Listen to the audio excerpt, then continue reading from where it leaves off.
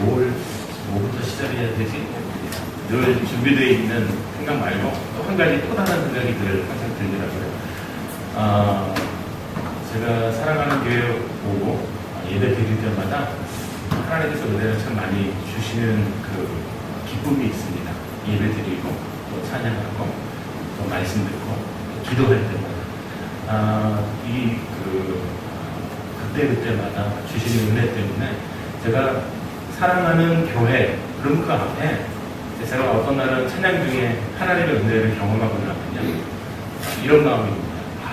사랑하는 교회 와서 제가 눈물을 많이, 사실은 한편으로는 나이가 드니까 호르몬 작용으로 눈물이 많아지는 거일 수도 있다. 뭐 이렇게 이렇게 생각이 든 적도 있습니다. 근데 그러면 여기서만 울면 안 되고 다른 데서도 울어야, 그쵸? 버스 타고 가다가도 애기한테 타는 아줌마를 봐도 힘들겠다, 고단한 삶이 되겠다, 눈물이 좀 나야 되는데 힘들겠다, 앉으시죠. 그리고 일어나면 되는 거거든요. 눈물이 안 난다는 거죠. 그러면 호르몬 작용으로 인한 게 아니라는 걸 단적으로 이야기해 주는 거지 않습니까? 그러니까 예배 때마다 찬양하고 또 말씀을 듣고 기도할 때마다 눈물이 난다는 거죠. 지난 주간에도 목사님 설교 말씀 중에 탄식에 대해서 말씀을 하셨는데, 예배 가운데 나에게도 이 눈물이 이런 탄식 때문에 나기도 하고 또 감사해서 나기도 하고 하는 일들이 생기더라는 거죠. 그래서 제 마음속에 사랑하는 교회, 그러면 앞에요 눈물이 많아요. 사랑하는 교회. 저는 이렇게 교회 올 때마다 이런 생각이 들어요. 우리 성도님들은 아마 사랑하는 교회, 물론 저희 교회 아침에도 목사님 하나 되기를 강조하시면서 말씀을 해주셨는데, 한 번쯤 이렇게 생각들이 드시지 않았을까? 사랑이 많은, 사랑과 은혜가 더 많은 사랑하는 교회, 아낌없이 나눠주는 사랑하는 교회. 제가 교회 올 때마다요, 죄송스럽게 제가 이렇게 교회에다 뭘 갖다 놔야 되는데, 제가 우리 뭘 하나씩 갖고 가더라고. 어느 날 보니까. 근데 올 때 빈손으로 왔는데, 뭘 하나씩 다 들고 가요. 이렇게 자꾸. 심지어 어떤 사람은 두 손 다 들고 가더라고요. 그래서 제가 교회에다 이렇게 갖다 놔야 될 형편인데, 어떻게 뭘 들고 가지? 이 생각이 들어서, 가득 담아 들고 가는 사랑하는 교회. 또 어떤 날은 이런, 그런 기쁨, 그런 은혜. 사실은 하나님께서 주신 은혜가 가득하고, 또 사랑이 가득하고, 감사가 가득해서 이걸로 채워가는 것도 감사한데, 어느 날 이렇게 손에도 들고 가는 날이 있고, 또 어떤 날은 제가 이렇게, 아까도 눈물 얘기 잠깐 드렸으니까, 하고 나면 잘 인사 못하고 고개 숙이고 있을 때는요, 좀 이렇게, 나이가 들어서 호르몬 작용 때문에 그렇다고 생각은 되지만, 한편으로는 그게 아니라, 정말 좀 부끄러워서, 인사 못 드리는 때도 있다는 거. 그러면서 제가, 저희 교회에 예배하는 그 예배 때마다 하나님께서 나에게만 이런 은혜 주시는 게 아니라는 걸 제가 느끼게 됩니다. 성도들 얼굴 뵐 때마다요, 인상 쓰시는 분이 아니시더라고요. 제가 어느 교회, 이 교회 이름은 못 되는데, 자꾸 커가져갖고, 혹시 보시고 찾아오실까봐. 제 이름 검색하실 분도 안 계시겠지만, 혹시 또 듣고, 저 여기 내 얘기인데, 저희 우리 교회 얘기인데, 그래서 전화하실까봐.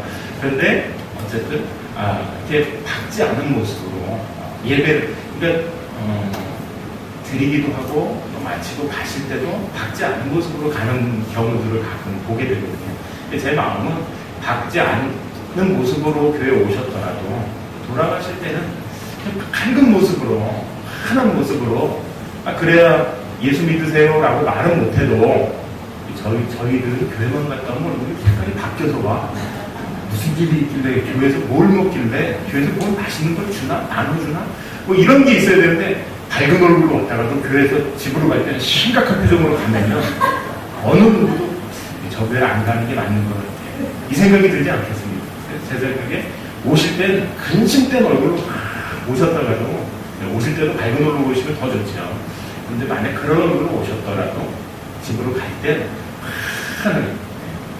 환하게 웃으면서 가득하게 웃으면서 가야, 저들이 가는 교회에선 무슨 좋은 일들이 매일 있나 보다, 궁금해서라도 물어라도 보고 나도 가볼까. 난 우리 집에서 있어봐야 드라마도 신통치 않고 어떤 목사님은 개콘만 보면 뒤집어진다고 그러시는데요. 개콘을 봐도 재미가 없고 이런 분들이 옆집에 사는 그분 되게 매일 예배만 갔다 오면 얼굴이 환해서 오는데 나도 한번 따라가볼까? 이 생각이 들 정도로 네, 그런 일들이 있어야 하지 않을까. 오늘도 그리고 예배드리면서 이렇게 새로 등록하시는 분들이 뵙는 걸 볼 때마다 제 마음속에 우리가 하나님께서 예배를 통해 하나님의 임재를 경험하고 또 하나님께서 우리 기도에 응답하시는 일들이 생겨나고 내 삶에 기쁨을 가득해지고 그래서 이렇게 또 같이 은혜를 나눌 분들을 우리에게 보내주시는구나 또 함께 사랑을 나눌 분들을 우리에게 채워주시는구나 하는 생각이 들어집니다. 오늘도 예배 가운데 그와 같은 하나님의 역사하심을 경험하시는 저와 후배님들이 되어주시기를 바랍니다. 네. 혹시 마더 테레사 효과라고 들어보셨는지 모르겠는데요.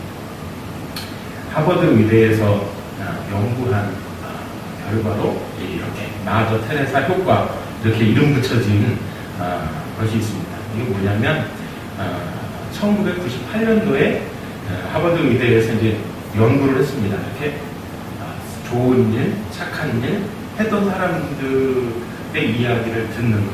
심지어는 환자들 중에 마더 테레사가 쓴 전기, 그가 했던 선한 일들이 있지 않습니까?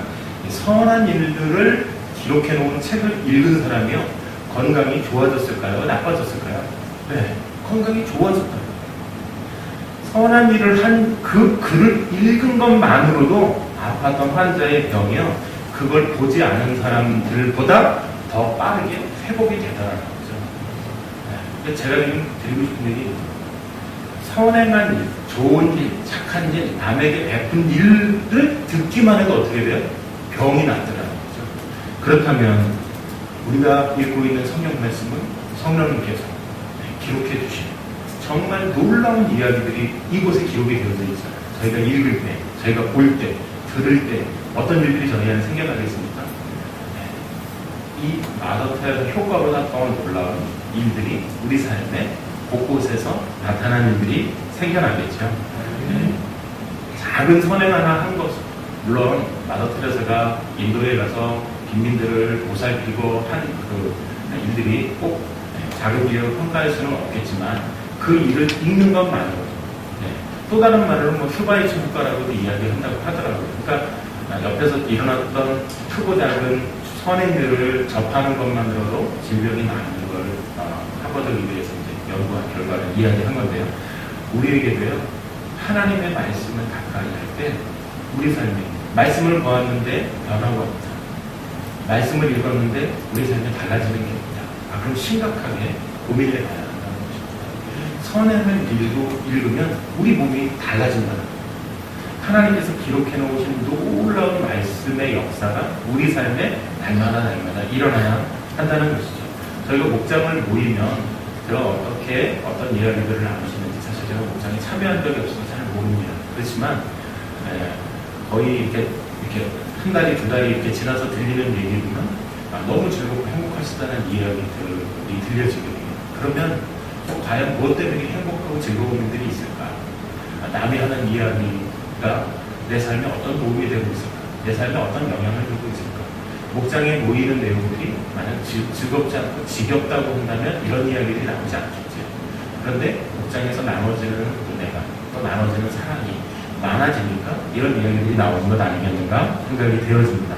오늘 저희가 여호수아를 다 살펴볼 수는 없지만 여호수아에 대한 이야기를 통해서 우리 하나님께서 나에게 원하시는 또 내가 어떻게 변화되어져 가시기를 원하시는가 저희가 함께 나누기를 원합니다.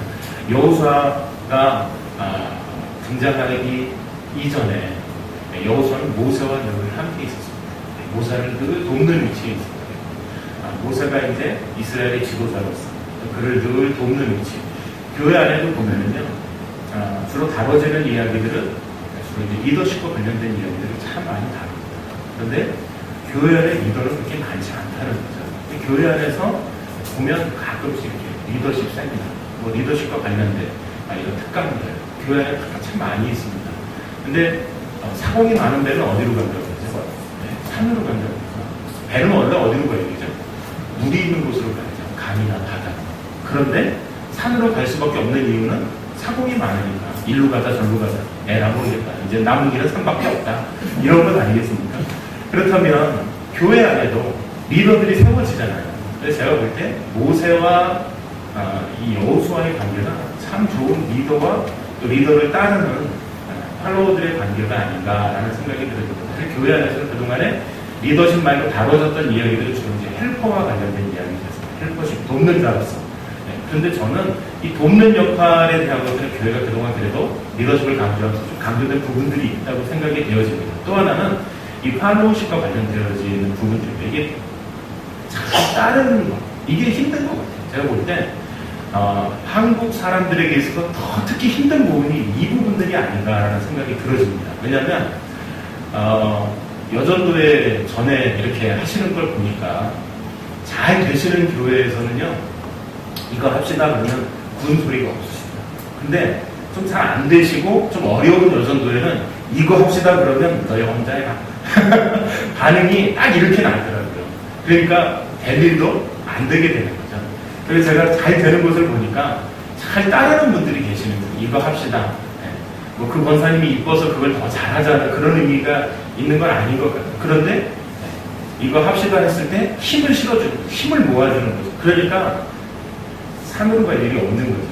하고 싶었던 일, 계획했던 일, 그리고 그보다 더 좋은 일들이 그 모임들 안에, 여전도의 안에도 일어났던 것들을 이야기하시는 경우들을 볼 수 있었습니다. 마찬가지로 모세와 여호수아, 모세 같은 훌륭한 지도자, 물론 하나님께서 세워주셨고 또 그이들을 감당하기 위해서 모세가 잘 달려갈 수 있었겠죠. 근데 뒤에서 누가 여호수아 같은 모세를 잘 따르는 또 추종하는 사람이 있었기에 가능했다는 것을 여호수아가 증명해주고 있습니다.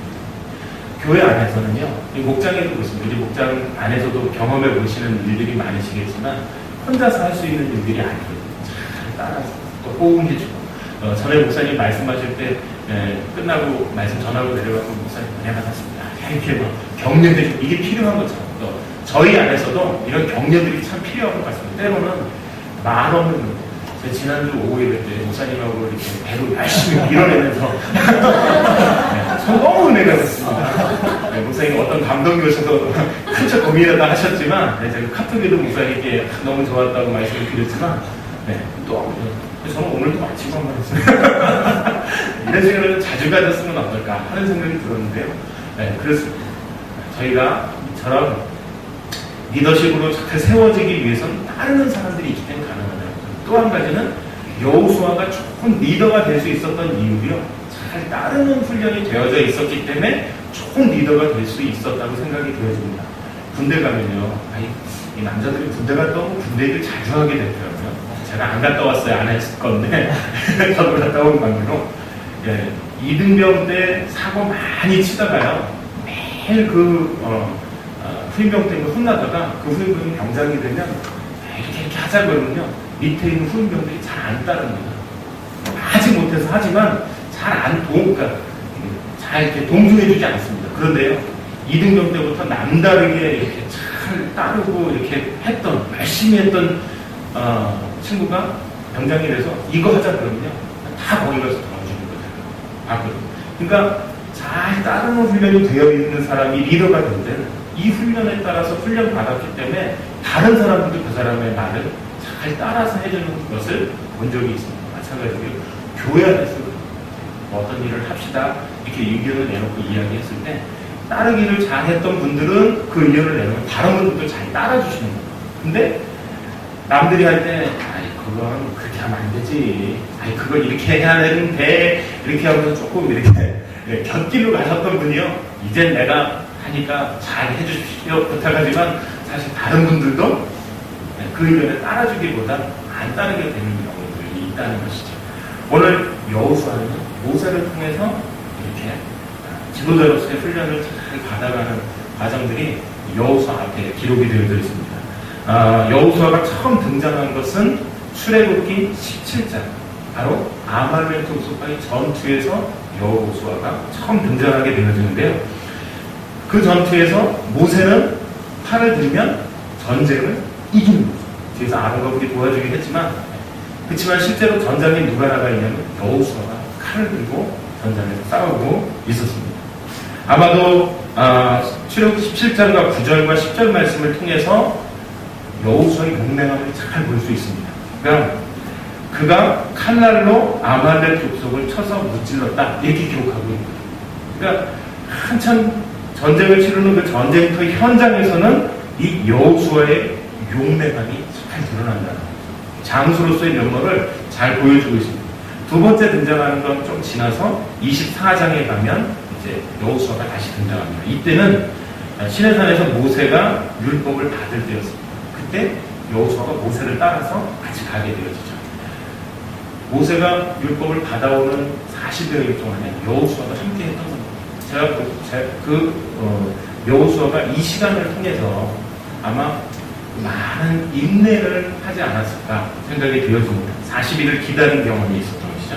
세 번째 등장하는 건 이제 가나안 정탐을 갔다 와서 보고하는 장면에 그가 등장하고 있습니다. 10명의 정탐꾼은 저희가 잘 아는 대로 부정적인 보고를 하게 되죠. 민수기 13장 30절 말씀에 가면 갈렙의 이름만 등장하고 있습니다. 그렇지만 여호수아도 같은 의견으로 이야기하고 있는 것이죠. 우리가 올라가서 그 땅을 능히 취할 수 있다고 갈렙이 보고했거든요.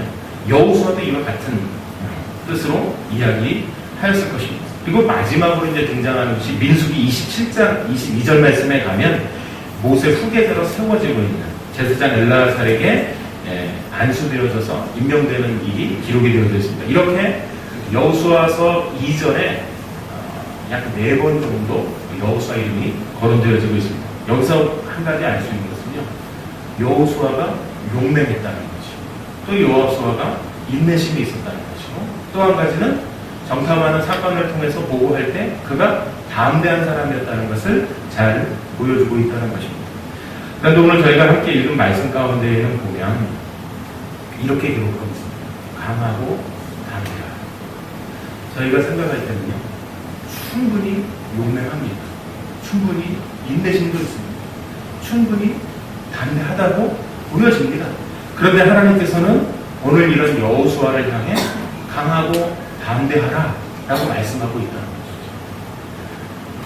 굳이 강하고 담대한 모습들을 보여주고 있는 사람에게 강하고 담대하라고 말씀하신 이유가 뭐였을까? 오늘 저희가 함께 읽진 않았지만 2절 말씀에 보면 이렇게 기록하고 있습니다. 내 종 모세가 죽었으니.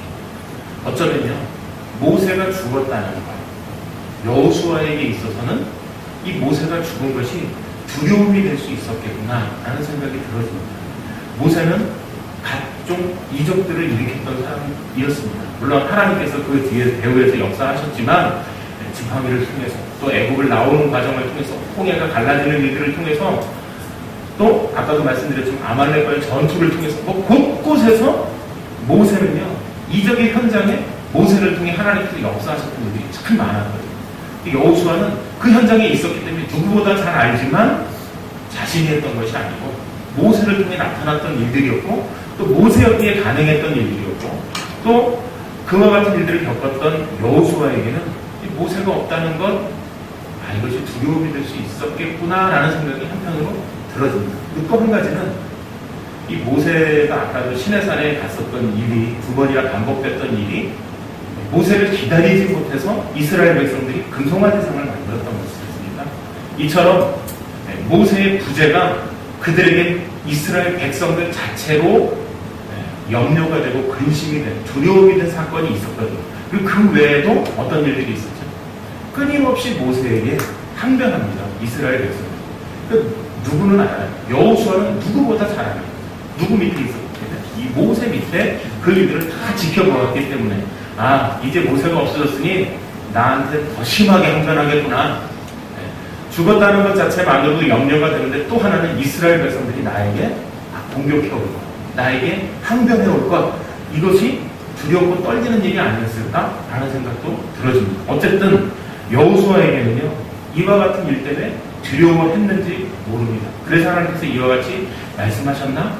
라는 생각이 들어지기도 합니다. 그러나 오늘 여호수아에게 하나님께서 강하고 담대하라. 그런데요, 5절에서부터 9절까지 말씀을 통해서 저희가 오늘 함께 읽었는데, 이 말씀 가운데요, 하나님께서 그에게, 모세에게 하셨던 맹세의 말씀을 다시 상기시켜주고, 또 그에게 베풀어줄 하나님께서 함께 하여 주실 것, 하나님께서 복을 베풀어 주실 것, 형통하게 하실 것에 대해서 끊임없이 이야기하십니다. 물론 단서조항이 있습니다. 율법을 지킬 것에 대해서 말씀하고 있다는 것이죠. 오늘 여호수아를 통해 하나님께서 당부하신 것이 있습니다. 강하고 담대하라. 근데 말씀하실 때요, 강하면 좋다, 담대하면 좋다, 그걸 해도 된다, 안 해도 된다, 이렇게 부드럽게 말씀하십니다. 저희가 아는 하나님의 모습으로 부드러운 음성으로 말씀하셨을 거라고 생각되어지지 않습니다. 아마 이때는 그 어느 때보다 강하고 단호하게 강하고 담대하라 라고 말씀하지 않으셨을까 생각이 듭니다.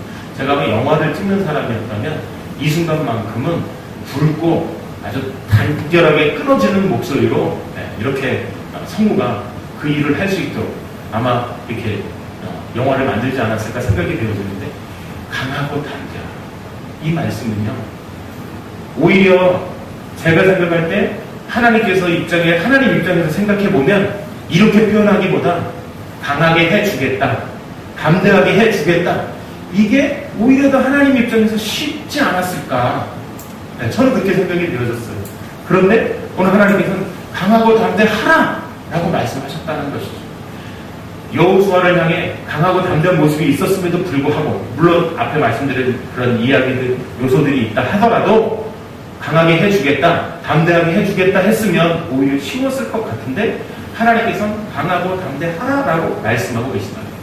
이것은 바로 명령형으로 말씀합니다. 우리는 다만 그 말씀에 어떻게 순종하기만 하면 되는 것을 말씀하고 있습니다.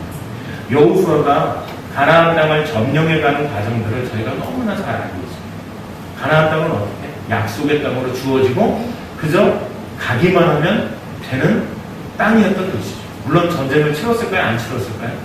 네, 치렀습니다. 여리고성 같이 뱅뱅뱅뱅 돌기만 하다가도 무너지기도 했지만 때로는요, 끊임없이 전쟁을 치렀습니다. 치르는 가운데 하나님께서 그들과 함께 하여 주셨던 놀라운 일들이 여호수아 전체에 기록이 되어져 있습니다. 그런데 그 가운데에서도요, 참 놀라운 것은 하나님께서 이런 전술로, 이런 전략으로, 군대는 이렇게, 그 이순신 장군이 임진왜란 때 일본을, 그 도미 히데요시 부대를 앞장서서 온 보리시 부대나 이런 부대하고 싸울 때는 끊임없이 훈련을 했더라고요. 이순신 장군은 배도 어떻게 만들지, 또 우리 배가 우리 이 나라 지형에 바닥에 걸리니까 밑에도 좀 얕은 배로, 그리고 철갑도 들은 거북선도 만들고 이런 여러 가지 전술과 전략을 준비했기 때문에 12척으로 어떻게 130척의 배를 대항해 싸울 수 있겠습니까? 심지어 처음에 전쟁을 치를 때는 옆에 부하들도 다 뒤에 물러가 있고 혼자서, 저는 그 영화로 만들어졌을 때 그 영화를 보고서는 저건 좀 각색하고 좀 이렇게 너무 과장되게 한 거 아닌가 그랬는데, 실제로 전쟁에서 그렇게 싸웠다고 이야기를 하니까 영화도 그렇게 만들었다고 그렇게 이야기를 하더라고요. 하나님께서요, 이스라엘 백성들이 가나안을 향해 나갈 때 이렇게 전투를 하고 저렇게 전투를 하고 이렇게 무기를 준비하고 이야기가 없다는 거죠. 다만 하나님의 말씀에 따라서 점령해 나갈 때 놀라운 건 중간부터 치더라는 거죠. 남과 북으로 나누고 여호수아 전체를 보면 이제 북에서 함께 모여져요. 그래서 함께 이스라엘 향해 공격해 오더라는 거죠. 그리고는 함께 괴멸합니다. 그래서 북쪽은 쉽게 점령하고 남쪽도 마찬가지예요. 서로 연합해갖고 따로따로 싸우면 여러 번 싸워야 되는데, 자기들 이렇게 힘을 합치면 쉽게 이길 줄 알고 합쳐봤는데, 하나님은 그 뭉친 것조차도 이스라엘 백성 앞에 한 번에 승리케 해주시고, 북쪽은 북쪽대로, 남쪽은 남쪽대로 이렇게 해서 쉽게 점령하게 되어집니다. 그 과정에서도 하나님께서 역사해 주셨죠. 그런데 저희가 이 여호수아를 통해 드러나는 것은 그 말씀에 순종했습니다. 말씀에 따랐을 때 그들은 여리고성도 함락시킬 수 있었습니다. 여리고성에 관련된 그걸 찾아보면 성벽 위로 전차가 지나갈 수 있을 만큼 천왕성이었다고 이야기하거든요. 당시로서는 어마어마한 성곽을 가지고 있었던 성이었는데 돌멩이 한번 던졌습니다. 그곳을 향해 불화살 한번 쐈습니까? 밀어보지도 않았던 그 성, 하나님께서 그 순간에 넘어뜨려 주셨거든요. 역사학자들의 책을 보면 이렇게 기록하더라고요. 성이 서어져 있으면 밖에서 공격했으면 안으로 넘어져야 되는 거잖아요. 이 성이 밖에서 공격했으면 안으로 넘어져야 되는데 이렇게 넘어진 기록이 없다는 거죠. 그냥 무너져 내린 그 기록만 있다는 거예요. 역사학자들이 발굴해 보니까 그렇다는 거죠. 마찬가지로 하나님께서 일하실 때는 그저 순종하고 말씀에 따라 나아갔을 뿐인데 그 땅을 하나님께서 그들에게 주셨다는 것이죠. 오늘 여호수아를 통해서 하나님께서 강하고 담대하라 말씀하셨던 이 말씀은요, 순종하기만. 순종하려고 보니까 그것도 우리가 우리 자신을 강하게 담대하게 만들 수가 없다는 것이죠. 오늘 말씀 중에 보면 8절에 이렇게 기록하고 있습니다. 이 율법책을 내 입에서 떠나지 말게 하며 주야로 그것을 묵상하여 그 안에 기록된 대로 다 지켜 행하라. 저희가요, 강하고 담대해지려고 해도 잘 안 돼요. 순종해야지 하려고 해도 잘 안 돼요. 그리고 오늘 8절에 7절에도 비슷한 말씀이 기록이 되어 있지만 율법을 떠나지 말게 하라. 말씀 가운데 저희가 머물게 되어지면요, 말씀을 가까이 하게 되어지면요, 저희 마음이 강하고 담대하게 되어집니다. 네. 말씀으로부터 멀어지니까, 하나님으로부터 멀어지니까 우리 안에, 그 안에 죄가 들어오게 되어지고 그 죄는 하나님으로부터 멀어지게 만드는 거예요. 심지어는 하나님으로부터 멀어진 우리가 심지어는 하나님을 두려워하게 되는 대상이 되어지는 거예요. 우리가 말씀에 가까이 다가가고 말씀에 따라 순종하게 되어지면요, 오늘 이 말씀 그대로 강하고 담대한 삶이 우리 가운데 나타나게 되어지는 것입니다. 기도도 달라지는 이유가 여기에 있습니다. 저희가 말씀을 가까이 할 때 하나님 앞에 기도할 때도 자신이 있습니다. 하나님 앞에 구하는 것도 염려가 되지 않습니다. 그러나 하나님과의 관계 속에서 벌써 멀어졌기 때문에 이걸 구해도 되나? 이걸 들어주실까? 이게 내 안에 응답이 될까? 왜냐하면 의심이 많아지는 거예요. 그러나 말씀을 가까이 하면 가까이 할수록 이 말씀이 남의 말씀이 아니고 누구 말씀이에요? 내 말씀이에요. 남의 이야기가 아니고 내 이야기가 되어졌기 때문에 기도하는 내용부터 달라져 있다는 거죠. 하나님 앞에 구하는, 기도하는 자세부터가 달라져요. 멋지다. 기도하는 분이 많은, 눈 감고 있는 시간으로 보내는 것이 아니라 벌써 자세가 달라져 있다고 말씀드렸습니다. 하나님께서 응답해 주실 걸 믿고 기도하는, 기도에 선택되어지는 단어부터 달라져 있는 걸 발견하는 거죠. 들어주셔도 그만, 안 들어주셔도 그만 할 때의 기도에 단어가 선택되어져 있는 것하고 이 기도 정말 들어주셔야 됩니다, 하나님. 들어주실 걸 믿습니다, 하나님. 그 내용의, 기도의 내용의 단어들은요, 벌써 그 단어부터 달라져요. 저희 집 아이들도요, 저하고 이렇게 뭘 하고 싶을 때 자기가 의지적으로 저하고 꼭 게임을 하고 싶을 때는요, 들고 와서 벌써 딱 갖다 놓고 세팅 다 해놓고 아빠 빨리 와. 제가 못해요.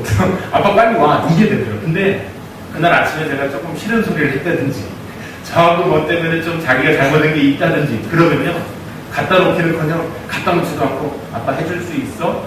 눈치 보면서 물어보더라고요. 똑같아요. 저희도 하나님과의 관계가 말씀 가운데서 친밀한 관계가 유지가 되면요, 기도하는 내용, 말씀 보는 그 말씀을 의지해서 기도하는 단어를 선택하는 것 하나하나가 달라져 있는 내 자신을 발견하게 되어지는 것입니다. 이처럼요, 여호수아가 그 하나님의 약속했다, 주시겠다고 한 그 땅을 향해 나아갈 때는 하나님의 말씀에 순종하라, 강하고 담대하라 말씀하셨던 그 말씀 하나를 부여잡고 오늘 가운데에도 기록되어져 있는 대로 율법책을 내 입에서 떠나지 말게 하며 주야로 그것을 묵상하는 말씀입니다. 한 주간 어떤 말씀을 붙잡고 묵상, 때로는 한 주가 아니고 2주, 3주.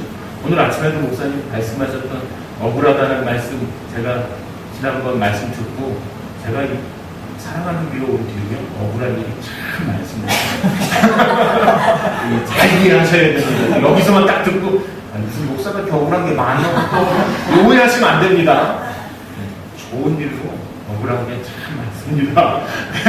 교회 온 것부터가 어떻게 보면요, 억울한 일 같습니다. 반어적인 표현인데 이해를 잘 하셔야 됩니다. 또 나가실 때 목사님 억울하신 일이 우리 교회 갔는데 왜 이렇게 많아요? 이 뜻이 아닙니다. 제가 목사님들 잘못 오해한 것도 아니고요. 너무 감사한 일이 많아요. 너무 감사한 일이 많아요. 그러니까 아까 제가 앞에서 잠깐 말씀드렸죠. 올 때마다, 예배 때마다 하나님의 인재, 하나님의 역사하시고, 그래서 눈물을 흘리지 않고 울었더니 호르몬의 변화가 아니라는 거 제가 말씀을 드렸습니다. 이처럼요, 우리 삶이 하나님 말씀 앞에 가까이 가면 가까이 갈수록 순종하게 됩니다. 뿐만 아니라 순종하게 되어지는 것 안에 우리 안에 담대한 일들이 많아집니다. 네. 저 자신으로는요, 담대해질래야 담대해질 수가 없는 존재들입니다. 어떻게 보면. 네. 그러니까 하나님 말씀에 순종한다는 것 자체가 하나님의 말씀이 아니면 순종할 수조차 없는 것이죠. 오늘도 강하고 담대하라, 말씀을 가까이 하고 율법을 묵상하라, 이것은요 같은 의미입니다. 이것을 하면 이것이 되어지는 거고, 이것이 되어지면 이것도 되어지는 것을 이야기하고 있습니다. 그런데 우리 힘, 우리 노력, 내 의지요? 아니요. 3주 특별 새벽기도만 한번 해보세요. 눈 이렇게 해갖고 내가 이걸 왜 한다고 했을까? 네, 후에 2주까지는 다 잘하시더라고요. 셋째 주 들어가면 내가 이걸 왜 한다고 했을까? 후회하시는 분들이 간혹 생기시더라고요.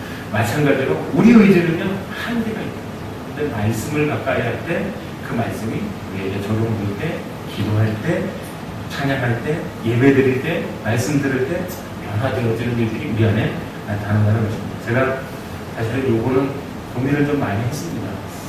할까 말까, 해야 될까 안 될까. 무슨 얘기냐면, 제가 그 다른 교회에서도 이렇게 말씀을 큐티를 하거나 묵상한 걸 이제 나누는 일들을 가끔 같이 동참하게 된 일들이 있는데요. 나누면 솔직히 내 삶을 오픈하는 게 싫습니다. 왜냐면 좀 창피하거든요. 저도 창피한데 오픈한다는 것 자체가 걸림돌이 되는 때가 있습니다.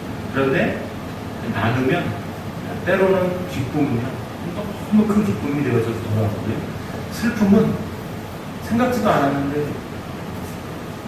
그 어느 목사님 그러시더라고요. 자녀를 잃고 났는데 와서 목사님 힘내세요.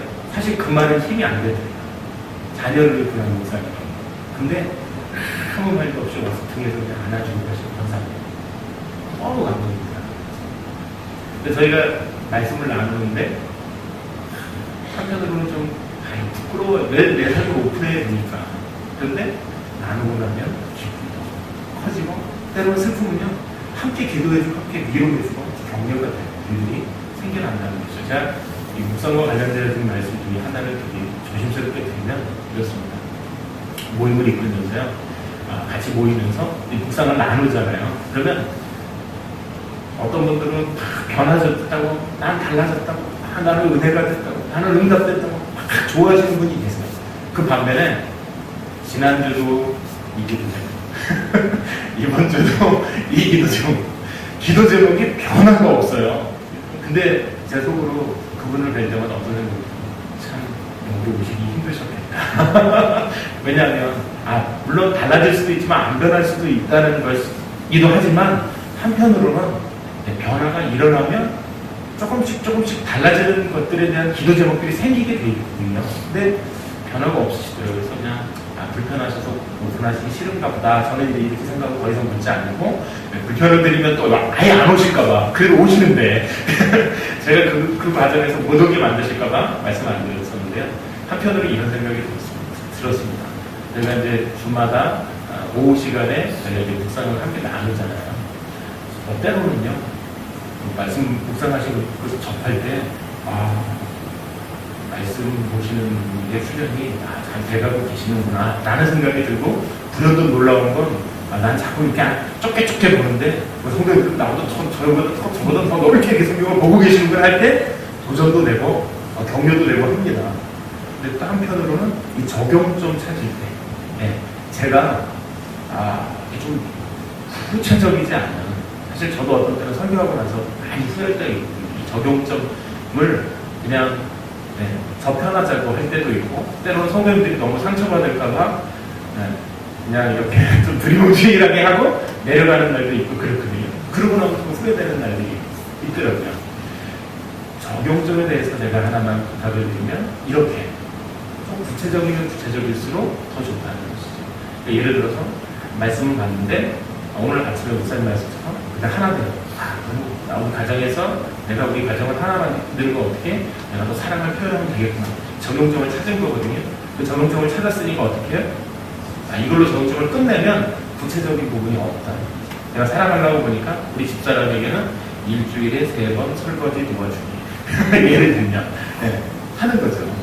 그리고 그게 2번만 했으면 1번 못했으니까 내가 또 적용점이 약하고 우리 자녀에게는 그동안에 용돈 얼마 줬는데 이번 주에는 그래도 얼마 했는데 주면 제가 다른 집사님하고 얘기하는 분 중에 그 자녀는 아빠가 변해서 한 것 중에 하나는 다른 데 은혜 받은 게 아니고 용돈 많이 준 거 은혜 받았다. 아빠가 변화돼가지고 뭐 이런 거에 은혜 받은 게 아니고 아빠가 이상해요. 지난달부터 용돈을 2배를 주기 시작했어요. 네, 여기 은혜 받았더라고요. 왜냐면 자녀는 대부분이고 아빠는 네, 그 모임에서 나눔을 같이 하고 있었습니다. 네, 확인할 수 있습니다.